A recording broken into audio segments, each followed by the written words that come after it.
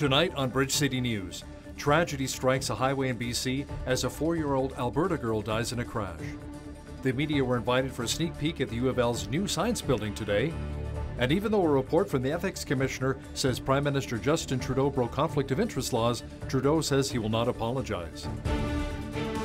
Your nation, your province, your southern Alberta. From the heart of Lethbridge, it's Bridge City News with Hal Robbins. Good evening. Thanks so much for joining us. Fresh off news that the UCP has put a hold on funding for libraries, comes word that the province may be cutting funding for a new performing arts centre in Lethbridge. We caught up with our local MLAs to get their reaction.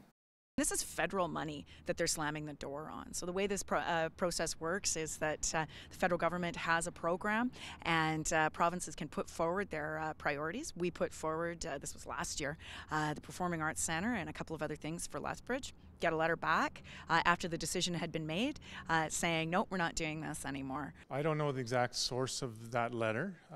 We were reaching out and speaking with several ministries about it. They don't have any direct link to that, so I don't know if it's come from somewhere else.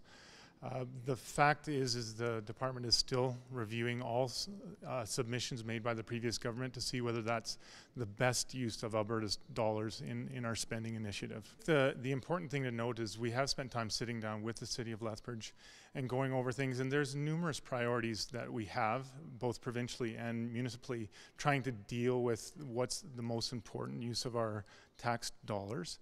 And this project is still in the planning phase. There is no site yet picked for it. It's not shovel ready. There's no plans or drawings, so it's one that can be addressed in the future. Finance Minister Travis Taves says the province received a report on Alberta's finances recently from the Blue Ribbon Panel. The results will be made public in early September. A Lethbridge mother is making it her mission to see that the safe consumption site in Lethbridge is history. As Jeanette Rocher explains, it is following the injury of the woman's child by a used needle at the park. Janessa Fife spends 2 to 3 hours a day doing this, going door to door, delivering flyers, and trying to get her neighbors to sign a petition to remove the safe consumption site from Lethbridge. I just feel that change needs to happen, that as it stands right now, the consumption site is not working. This mother of 7 got a big shock recently when her 6-year-old son, Jerem, told her about an injury he'd gotten while playing in Sequoia Park. He was playing, but he found a spider and he wanted to follow it. So he followed it with his finger, and as it went under some debris under the tree, he went to move it, and when he did, the needle pricked his finger. But she says Jerem didn't mention it until a week later. By that time, there was a little purpley pink circle type mark there with a little tiny dot in the middle. Fife says she took him to the doctor immediately and got him tested for HIV and hepatitis B and C. And so far, his results have come back negative. In my opinion, the needle came from the consumption site. I believe that there was not a significant problem before the consumption site. People weren't reporting that they were seeing needles. There were no signs in parks that said, found a needle, call this number. There was none of that before, and now we're paying the price for it. After word got out on Facebook, a nonprofit organization decided to initiate a cleanup of Sequoia Park. To the bikers building bridges, that was an amazing gesture. We were really grateful for that. Fife says she plans to attend an Arches protest on August 19th and will continue to go door to door with her petition. We do need a change, and we need people to voice that. For Bridge City News, I'm Jeanette Rocher. A young southern Alberta girl died following a head-on crash involving an RV and an SUV near Creston, BC. Marty and Janine Vanille of Fort Macleod were on their way with their 3 children to a wedding on Monday night when the accident occurred. RCMP say the SUV crossed the center line along Highway 3 and hit the RV, forcing it off the road where it flipped, landed on its roof, and caught fire. The Vanille's 4-year-old daughter, Emmy, died in the crash. The driver of the SUV, a 26-year-old man from BC, who was returning from a music festival, was also killed. Kids got a chance to walk in the shoes of police officers this week during the Big Brothers and Big Sisters annual Kids and Cops camp. BCN's Loris Alexander finds out that today's topics were very important ones. It's a good way for the kids to interact with us as police officers.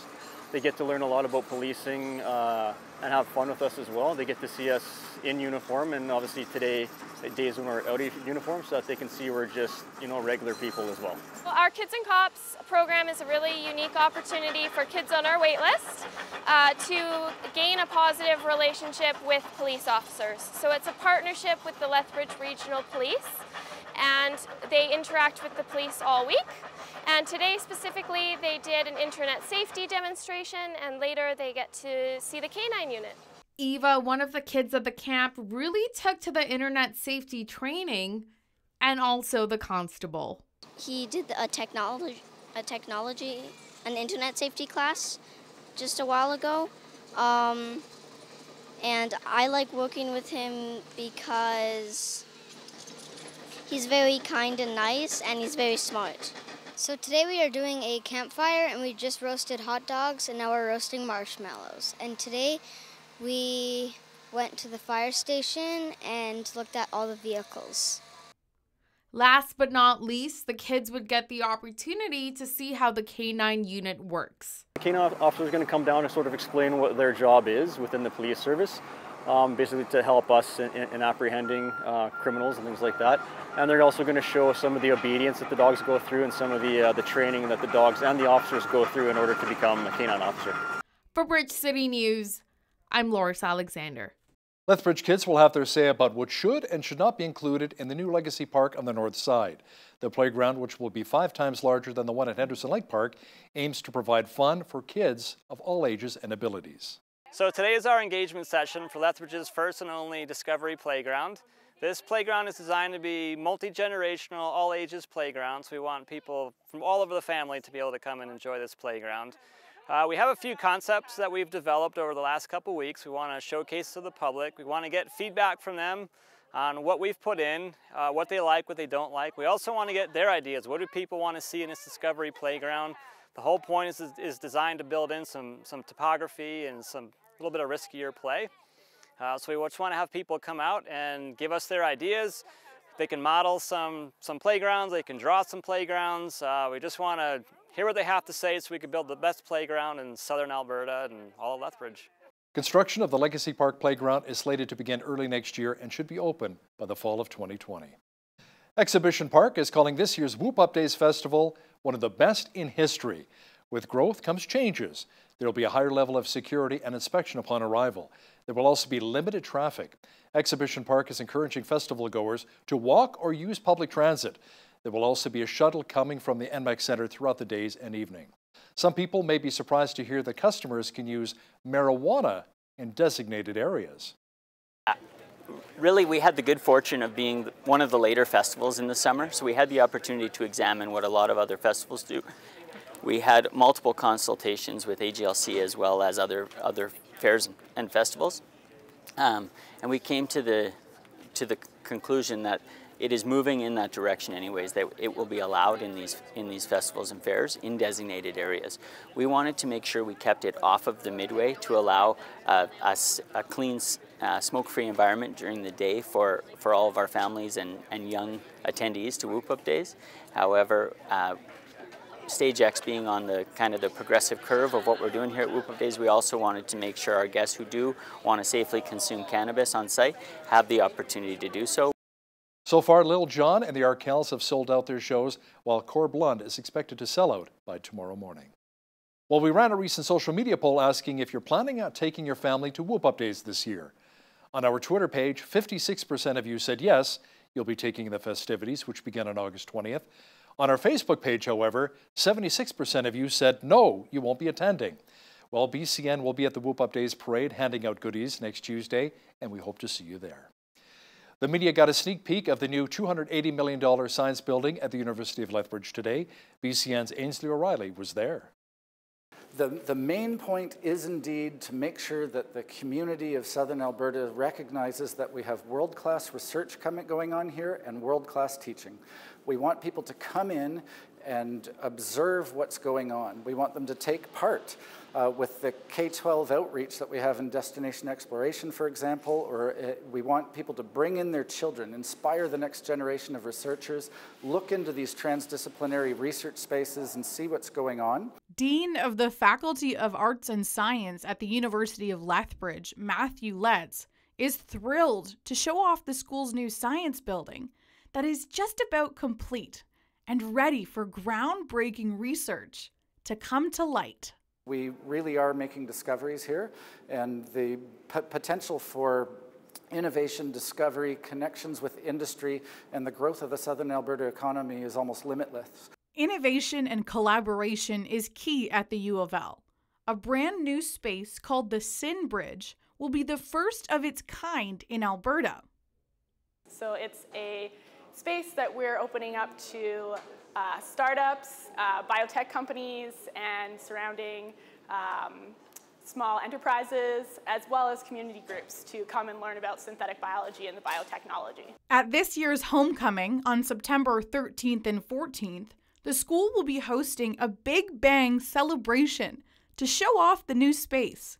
There's going to be a ribbon cutting and activities for families. For Bridge City News, I'm Ainsley O'Reilly.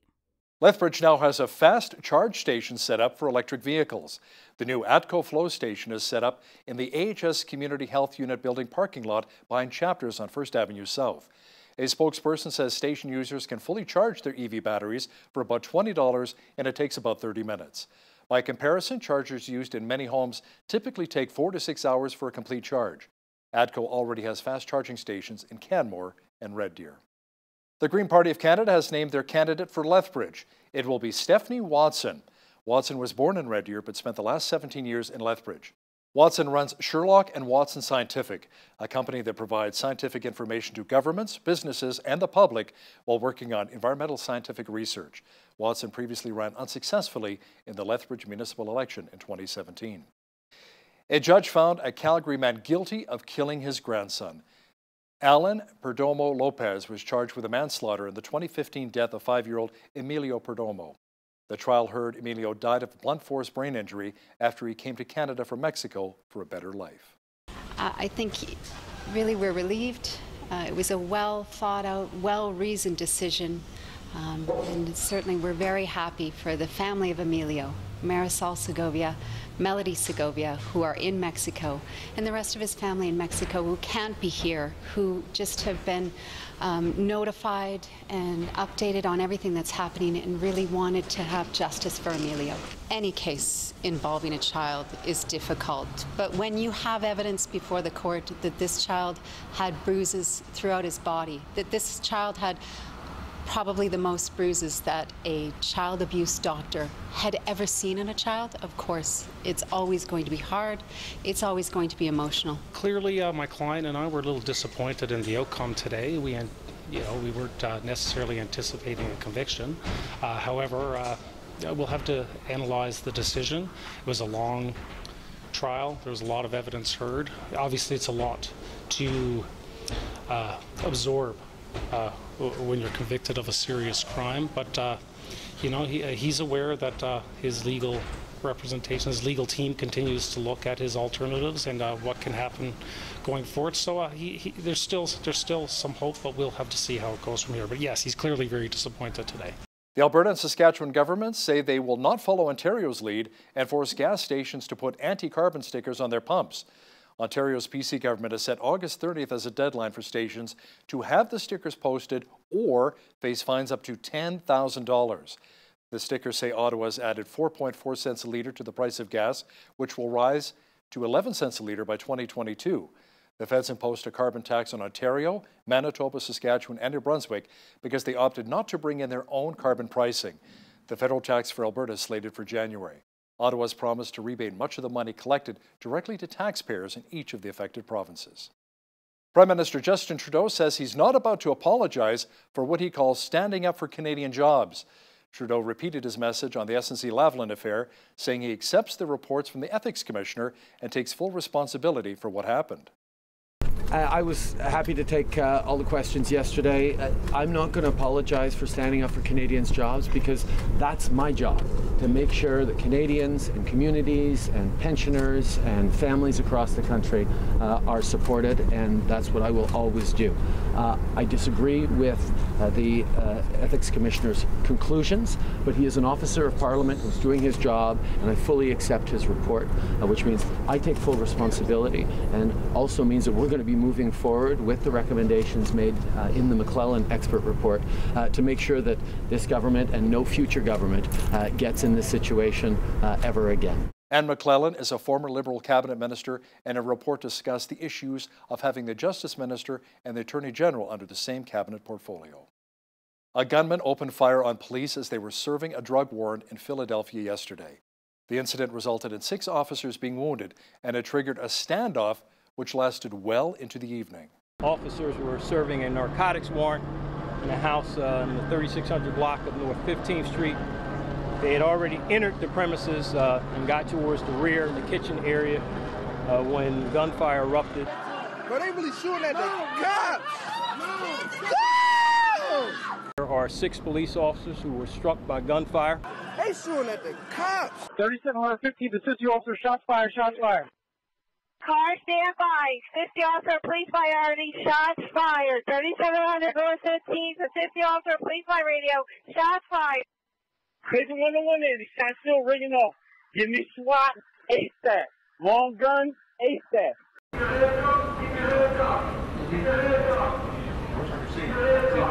I can see him, I don't know who he is. Texas Governor Greg Abbott told thousands of people in El Paso that this state would form a domestic terrorism task force to combat violence. Abbott spoke at a vigil for the El Paso shooting victims.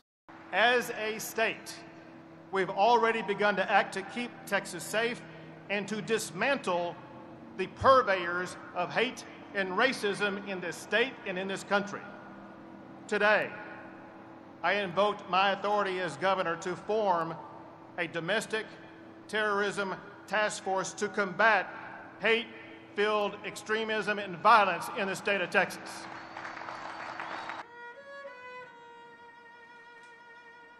A passenger jet had to make an emergency landing in a field outside of Moscow, Russia earlier today after colliding with a flock of birds. Russian officials say 23 people were injured, including 5 children, after the birds got caught in the plane's engines, causing them to malfunction. There were a total of 226 passengers on board. The pilot then made an emergency landing in a cornfield about 1 kilometer from the airport. The airline said that the captain was a highly trained pilot who had flown over 3,000 hours. Another beautiful summer-like day around the Windy City. Nice weather will be sticking around. Complete weather details are coming up. Just a few clouds today and nice and warm. Tonight partly cloudy with a low near 12 degrees. Tomorrow, a slight chance of showers developing with a high near 23. The clouds should clear out on Saturday, bringing lots of sunshine at a high near 20. Mainly sunny and 23 degrees for Sunday. Next week, the mercury goes up. Expect a high near 27 on Monday, 30 degrees on Tuesday, and a high reaching 32 on Wednesday. Checking the almanac, the average high for this time of year is 26 and an average low of 10. The highest temperature on this date was recorded in 1961 at 34 degrees, and the record low was 3 in 2000. Sunrise was at 6:21, sunset at 8:50. Let's see how tomorrow's shaping up now across our home and native land. Victoria will have a mixture of sun and cloud and a high of 21. 2 degrees warmer in Vancouver. Rain and 16 is in the forecast for Calgary on Friday. A slight chance of showers and 16 as well for Edmonton. Lots of sunshine and 26 is on tap for Regina tomorrow. A good chance of thunder showers and 22 for Saskatoon. Expect sunshine and 29 degrees in Winnipeg. A slight chance of showers and 26 in Toronto tomorrow. Light showers and 25 for Ottawa. Overcast and 25 as well for Montreal on Friday. In the Maritimes, Fredericton, New Brunswick will be mostly cloudy and 25. Partly cloudy and 24 degrees for Halifax, Nova Scotia.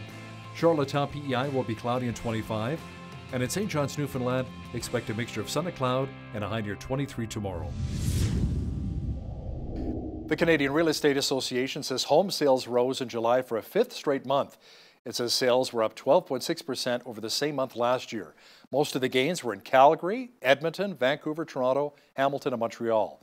The national average price increased 3.9% to just under $499,000. The number of new homes listings declined by 0.4%. Korea says sales are starting to rebound in places where they dropped when the mortgage stress test took effect in the beginning of 2018.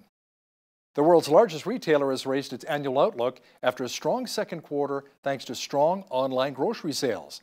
Walmart says it had a profit of $3.61 billion US after reporting a loss in the same period a year ago. Adjusted earnings came in at $1.27 per share. That is 5 cents better than Wall Street had expected. Revenue was just over $130 billion. Sales at stores rose 2.8%, while online sales in the U.S. increased by 37%. American billionaire Warren Buffett's company has been adding more Amazon shares to its investment cart. Berkshire Hathaway said it owned more than 537,000 Amazon shares at the end of June. That is up about 54,000 shares. Buffett first revealed Berkshire Hathaway's stake in Amazon in May. Investors follow what Berkshire buys and sells closely because of Buffett's successful track record. Berkshire's Amazon shares are worth roughly $950 million. Now, here's a look at today's markets.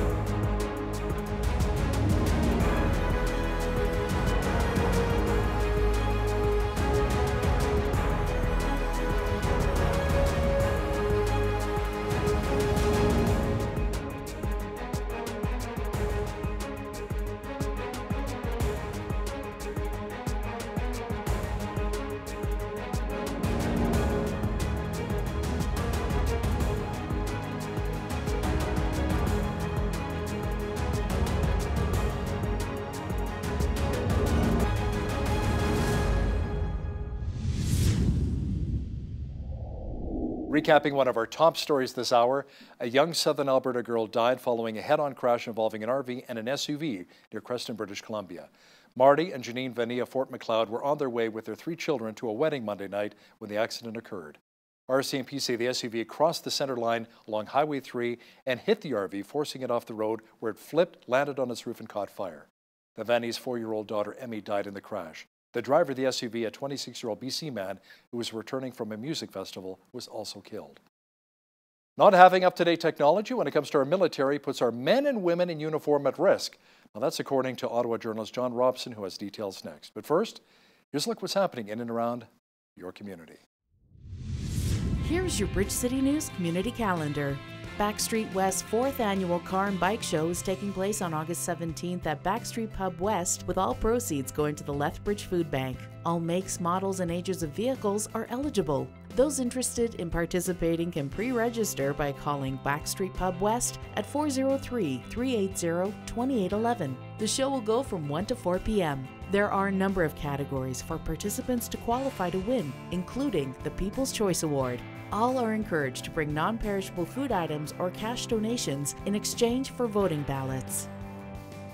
The Interfaith Food Bank is hosting its 13th annual Whoop Up Days Pancake Breakfast Tuesday, August 20th from 7 to 10 a.m. at 1103 3rd Avenue North. Enjoy delicious pancakes, sausages, eggs, beans, and fruit. Cost is $3 for adults and $2 for kids ages 4 to 12. Children 3 and under are free. There will also be music, carnival games, crafts, a Western photo booth, and more. For details, visit interfaithfoodbank.ca. Another event on August 20th is the Scenic Plaza Whoop Up Days Block Party, taking place at the Galt Museum South Garden from 11:30 a.m. to 1:30 p.m. Enjoy beef on a bun, beans and pop, live entertainment, face painting, and more. Admission is $4 with proceeds going toward a local charity. For more information, visit galtmuseum.com. And that's your Bridge City News community calendar. John Robson is a journalist, and one of his recent articles for Loonie Politics is entitled Canadian Military Defending Our Country with the Equivalent of Fax Machines and Dot Matrix Printers. And he joins me once again from Ottawa. John, welcome back to Bridge City News. Thank you. Now, is it really that bad? How old are our current fighter jets? Our current fighter jets are so old that it's frightening, although they were picked in a competition that ended in 1980, and they began to be delivered in 1982, which is, a bit like taking a Sopwith Camel into the Battle of Britain, except, of course, they were upgraded 10 years ago. But if you imagine, the phone you had 10 years ago or the computer you had 10 years ago, it's clear that our planes are behind the curve. And I mean, everybody, it takes a while to replace planes and so on, but we are flying an airframe from the Carter years with electronics from George Bush Jr. And in the fast-changing world of the military, that's a dangerous thing to do unless you're careful only to fight people who can't fight back. And the problem is someday we might have an adversary who can fight back. Now, can you update our viewers where we're at right now? Didn't we buy some recycled jets from Australia? Yeah, we got more of the CF-18s from Australia, presumably a little bit newer, and I believe 2 have actually been delivered. But that is just kicking it down the road because the Liberals promised an open competition that wouldn't choose the F-35, and now they're having difficulty understanding how to combine the two. And also, military procurement in Canada moves at a glacial pace. Sometimes it takes years not to buy something. But it routinely takes 10 or 15 years to make a decision and get even something just as simple as a new sidearm.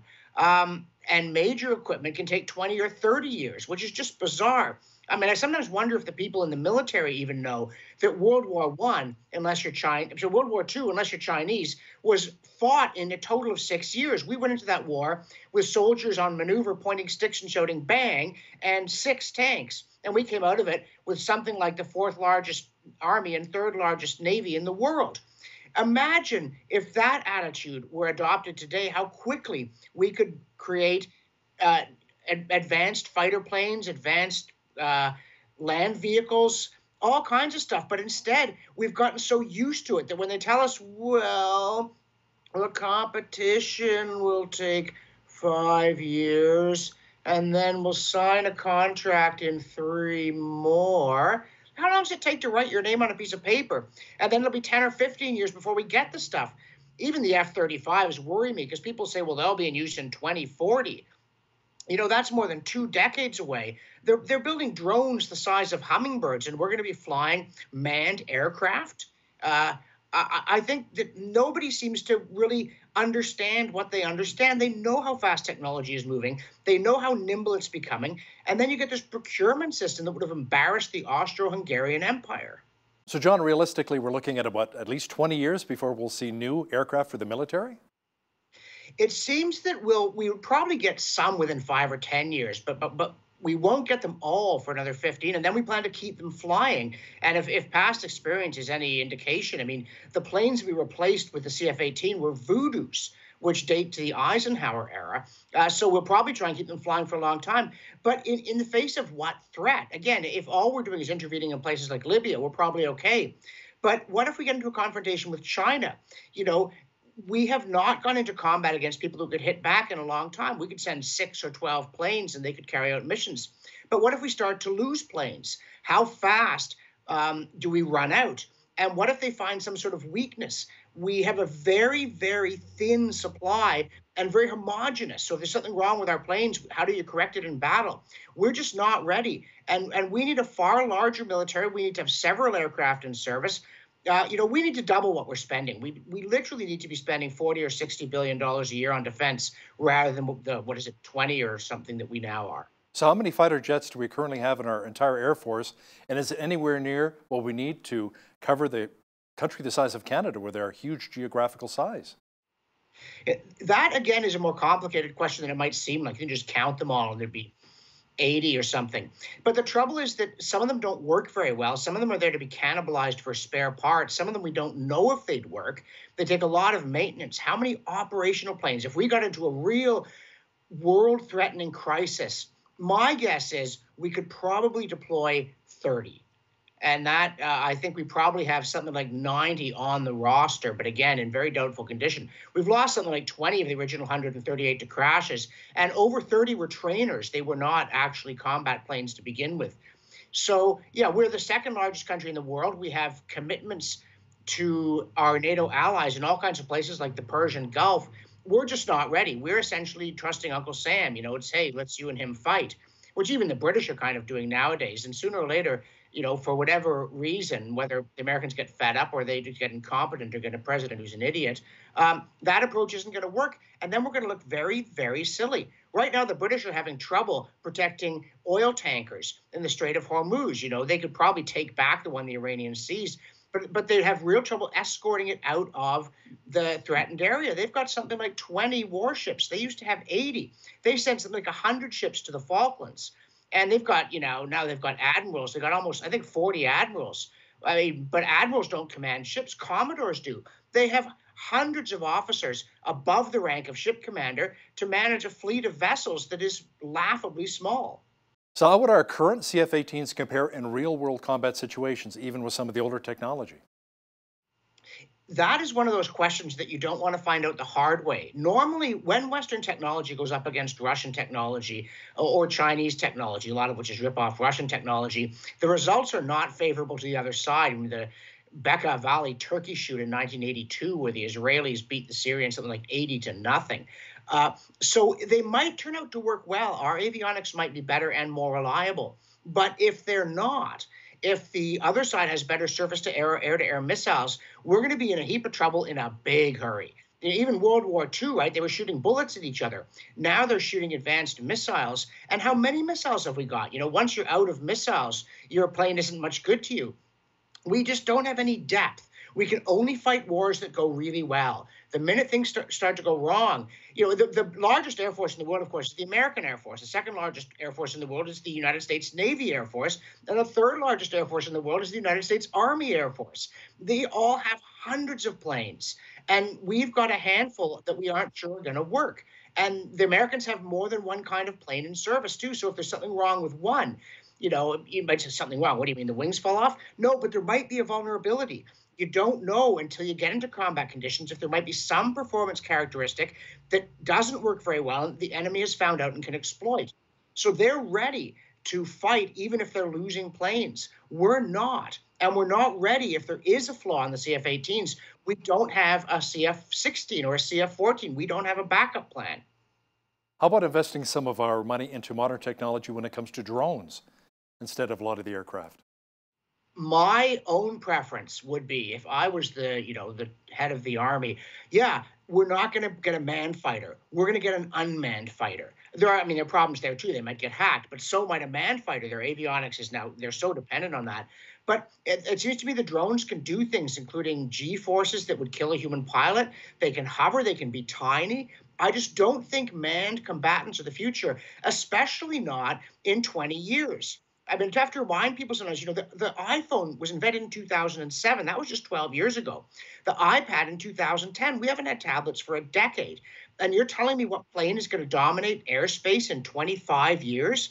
I don't believe you. Again, you think a World War I plane in World War II? Not a hope. A World War II plane over the Suez Canal in 1970 or over Vietnam? Utterly, horribly, laughably not suitable. But we've got planes that are 25 years old, and we're planning to get more planes that are 25 years old. Not just the Australian ones, but the planes we're going to buy we think are going to work for a quarter century. And again, you look at the drones and those headless robots. This stuff's kind of spooks me. But in terms of that's where the military is going, we talk a lot about innovation. Let's try doing some. Now, many Canadians see military spending as non-priority. I think, like we mentioned earlier, because of our brothers and sisters to the south, we rely on them for protection, the Americans. Is that a fair assessment? I think that's a fair assessment as far as it goes, but I want to say something even less kind. A lot of Canadians think that the Americans are the ones causing the trouble in the world, that we don't really have enemies. Now, you look at our prime minister. How much does he really understand the threat we face from China? There's capabilities on the one hand, but also just intentions. Does he realize how much the Chinese hate us? Does he understand what the Iranian government thinks about us? So I think that Canadians have to wise up. It's like, like the late 1930s. Well, what could possibly go wrong? We're safe. We're across an ocean, and everybody loves us. And then it turns out everybody doesn't love us, and the bad guys can cross oceans. So it's true that the United States is very well armed and liable to handle any threat. They can't, of course, allow something to happen to Canada. That's been American policy since 1938. But there's something demeaning about being dependent upon your neighbor that you like to dislike. And also, it's you should look after your own defense just in case they get caught napping. And we're facing things like, a cyber attack It's not just conventional. How prepared are we for electromagnetic pulse?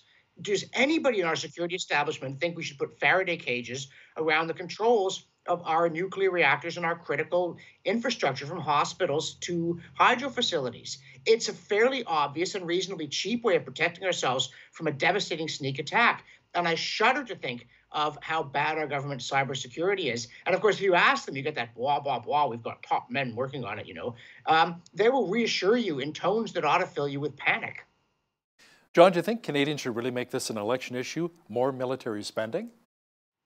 I think they should. I doubt they will. But yes, I think that the first duty of government is to protect the lives and liberties of its citizens from armed attack, armed insurrection, and criminal violence. And unless that gets done, nothing else matters. And we are spending over, close to $1/3 trillion a year now in the federal budget. Surely we could find 10% of that to make sure that we are protected from violence. And then we can continue to enjoy the lifestyle that we so cherish. It's amazing to me that we're not having more of a debate about whether the world is dangerous. And people are pointing out the American Democrats seem to have this problem too. Their candidates' debates don't feature the world. But one reason why is the United States has become energy self-sufficient. We are far more exposed in many ways to trouble in the world even than the Americans are. And we just need to start acting like adults about it. Any idea what actual costs would be involved to get Canada back on a reasonably equipped military? And let's talk about submarines and maybe some aircraft carriers and some of the other naval ships as well. We have some big borders that we need to defend as well in case the Americans are not nearby. Yeah, I'm saying we need to double military spending. I'm saying we need another $25 billion. We need to increase the size of the reserves and the conditions of pay and so on. We need to increase the regular forces. We need to improve recruitment. We need an aircraft carrier or a drone carrier, perhaps. We need up-to-date sidearms. We need almost everything, icebreakers, supply ships. We need virtually everything that a military could need, and we need to commit to spending that money and continuing to spend it. And if that means something's got to come out of social programs, well, we are fabulously wealthy, even by the standards of the last generation. Surely we can look after some of the needs of the unfortunate through private charity. The idea that government has to be as big as it is when we have such enormous resources, we have such successful economy, it's just weird that nobody ever talks about this. And we also, again, I don't want to get too far afield, but we need to deal with the looming crisis in government pensions, the unfunded pensions, the decay of the healthcare system. We need to stop thinking nothing bad can happen to us in all kinds of areas, because it can. You didn't win the lottery when you were born Canadian. You're not protected against all forms of harm. And so again, we just need to think sensibly about what could go wrong, starting with national security, but not stopping there. So is there anything that could change our Canadian mindset around to supporting serious increases in military spending other than, say, a war or some kind of direct military threat to our country? I'm afraid it will take some kind of serious international incident. I mean, if the Chinese decide to crush freedom in Hong Kong and then attack something else, maybe people will start taking it seriously. If the North Koreans should actually use weapons of mass destruction, if Russia were to invade another neighbor, there are things that could happen, but these are all things you really don't want. A major war in the Middle East, an attack on Israel, including possibly with weapons of mass destruction. When you wake up and look at the headlines and go, how could we have been so stupid? But that's no way to conduct foreign policy. I thought we'd learned that decades ago, that what you want to do is take such precautions that you don't one day read Pearl Harbor in flames, because then you can rebuild. The Western democracies have been very successful at doing that, but we've been very foolish in letting ourselves get into so much trouble. We almost lost World War I because we didn't take the German threat seriously. We almost lost World War II. There were times in the Cold War when it felt like we were trying to lose it, and only Soviet incompetence saved us from ourselves. This is just, it's no way. This doesn't vindicate self-government, so let's smarten up. John Robson, National Post columnist, thanks a lot for joining me today from Ottawa. Thanks for having me on.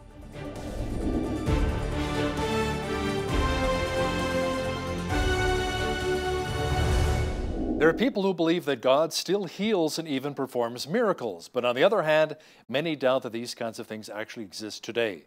Joining me now via Skype is Sid Roth, the host of the program It's Supernatural, which airs right here on Miracle Channel. Sid, welcome to Bridge City News. I'm so pleased to be with you because I've been on your network for a long time. So it's about time I talk to you Canadians, eyeball to eyeball. Awesome. So glad to have you on our program. Sid, you focus a lot on supernatural healings and miracles, but a lot of people do not believe this actually happens today. Can you prove that God heals people in the 21st century? Just watch my program. Just watch it Supernatural on Miracle Channel. You'll see it every week. But I have to tell you, lately, we have been getting such amazing miracle stories that are 100% provable with evidence that is beyond belief. And I pulled one out that we got a few months ago. So it's not old. It's only a couple of months ago.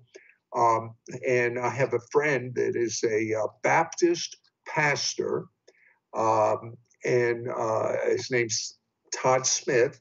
He's in a little tiny city in Georgia, the state of Georgia in the U.S., and he has a church. And one day, God confounded him. God spoke to him. That was beyond his paradigm, just like the people that don't think God does miracles. What would happen if God spoke to him like he did to Moses? That's what happened. And this is what God said, because he was a Baptist, so God knew he could baptize people. God said, I want you to water baptize people, and they will have miracles. And it's overpowering, the miracles they're getting. That's not the only place, of course, but that's the earlier story. I have a woman who I personally have talked to that had a bad thing for a doctor to tell any human. You have 50 stage 4 malignant cancer tumors in your body. And your audience may or may not know this word, but there's a special X-ray for people that have cancer. And the X-ray is called a PET scan. And you have a copy of the before PET scan. There's some black spots. The real big black spots are actually organs in the body, but the small black spots are the malignant stage 4 cancerous tumors. It's pretty obvious, even for someone that's not a doctor. And she went and got water baptized from this pastor that beyond his paradigm, God spoke to him, and he said, yes, sir. And he water baptized people. The next day, she was scheduled for another PET scan.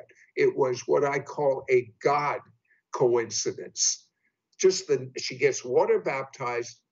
She looks like the before picture. Then the next day, she has a PET scan. Look at this. Wow. Is that amazing? I mean, and it's my belief, Hal, that we are coming into something, a move of God like the world has never seen before. And what I've just described to you is not an extraordinary event. According to the New Testament, it's a normal event. Many times it says in the New Testament, they all were healed. I got to tell you, I saw the movie Breakthrough the other day, the true story about the young man that fell through the ice in a lake, and his mother basically prayed him back to life. There's another instance of a miraculous healing here. But let me ask you something, Sid. Why isn't everyone healed? That's what a lot of people want to know today. I'll turn it around on you, Hal. Why isn't everyone saved? The truth is, it's available to everyone, saving and healing, but not everyone participates.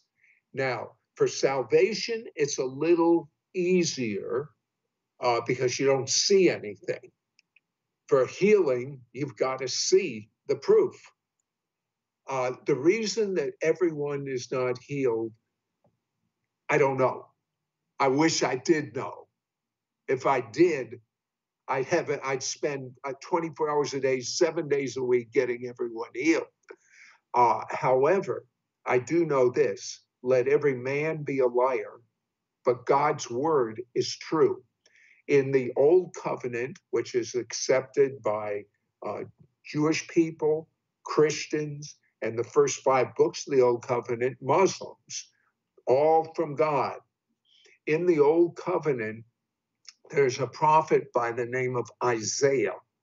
And he penned what I'm about ready to tell you 700 years before Jesus came to earth. It's called the 53rd chapter of Isaiah. It is without a doubt for those that are Jewish, or for those that have a Jewish friend that they'd love to share Messiah with, Isaiah 53 is so graphic that I have the greatest proof in the world it talks about Jesus. I read it for my Orthodox Jewish father, who did not want to believe Jesus was the Messiah. And my father said, "Stop. You're talking about Jesus." If my father knew I was talking about Jesus, case settled, because that's the last thing he wanted to believe. So this Isaiah 53 shows that Jesus paid the price for all of our sins. Is there a specific way we should pray for healing? Should we reach out to somebody who maybe perhaps has the gift of healing? According to the Bible, those who believe will lay hands on the sick, and the sick will recover. So I'm going back to Isaiah 53 in the Hebrew, not in the English, but in the Hebrew, which was the language it was written in. It says Jesus bore our pains and our sicknesses. And 1 Peter 2:24 in the New Testament has a commentary on the Old Testament, and Peter said, by his stripes we were healed. Here is the truth, Hal. 2,000 years ago, Jesus paid the price. I go back to the scripture I said earlier. Let every man be a liar. God's word is true. If I never see a miracle, I'm basing my eternity on that Bible. And on that particular passage, I might add, I'm basing my healing on that passage. I know it's already happened. And you talked about a movie you just saw, and you noticed the tenacity of the mother. She would not let her son stay dead. I mean, he was underwater. He was dead, dead, dead. Then they said, if a great miracle happens and he comes back, he'll be brain dead. You won't want a kid like that, and he might live a week. Big deal. But she did what I was telling you. She held on for all she was worth, no matter what the doctor said, no matter what the symptoms said. And how many Christians do that? So let me ask you, is that how you would describe a miracle? I would describe a miracle as something beyond ordinary, beyond the natural laws of science. For instance, the birth of a baby is a miracle, but it's not beyond the natural laws of science. And so therefore, I'm talking about something that defies natural laws. Look, these pictures of the PET scans that I just showed you, that is a miracle.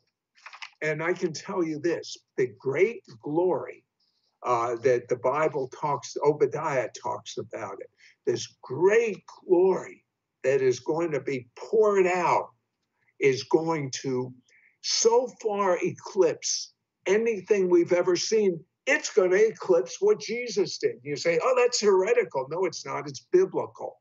Jesus said, that's you, Hal. That's me. That's our viewers. you will do the same works I have done and even greater. And on my tombstone, let it be said, he believed God no matter what he saw. I only have faith. I can't make anyone be healed. I wish I could, but then I'd be doing God's job. God is the healer. I understand that you, along with other Christian leaders, happen to believe that there is a revival coming very soon. Sid, why do you believe that? I believe it because of two things. Number one, the Bible says a move of God is coming called the greater glory. Amos talks about it in the last chapter of Amos, and he says this greater glory that is coming, it's like a farmer having a harvest, and he won't be able to gather the harvest in before the next harvest is starting. There'll be so many crops. That's what's going to happen. And I believe that the same way Jesus results he had, where first he did the miracles. People came to him for the miracles. And he said, you will do the same works I have done and even greater. So even Jesus said it was going to be greater. So I believe, number one, there's plenty of scriptural evidence of a great move of God's Spirit in the last days. And number two, every fiber of my being is shouting, this revival is here now, but it's at a low level. What do I mean by that? If you read the book of Ezekiel, it talks about the temple in Israel, and it talks about water coming out of this temple. And the water starts at the toes and then gets to the ankles and then to the hips and then so deep that you have to swim. That is what is coming, Hal. In fact, there was a great evangelist by the name of Smith Wigglesworth. He did every miracle that Jesus did. And just tremendous man of God. He's in heaven now. And he had a vision of this last great outpouring of the Spirit. And this is what he said. He said, I won't be there, but I saw it. I wish I would be there. It's 1,000 times more power than anything that's ever happened under my ministry. Can you imagine a man that's prayed for the dead that has come back, and he says 1,000 times more power? That's why I said to you, Hal, we have to fight ferociously now for these major miracles, but they're available, and they're ours. Now, Sid, you are Jewish, and yet you believe that Jesus is the Son of God. Many Jewish viewers would disagree with you on this, so what do you say to them? Well, I go a step further. He's not only the Son of God, he's God in human form. I believe in the triune nature of God. I would say this, that I wish you would talk to the older rabbis, not this current generation. The older rabbis, the sages of Judaism, talked about two messiahs, not one.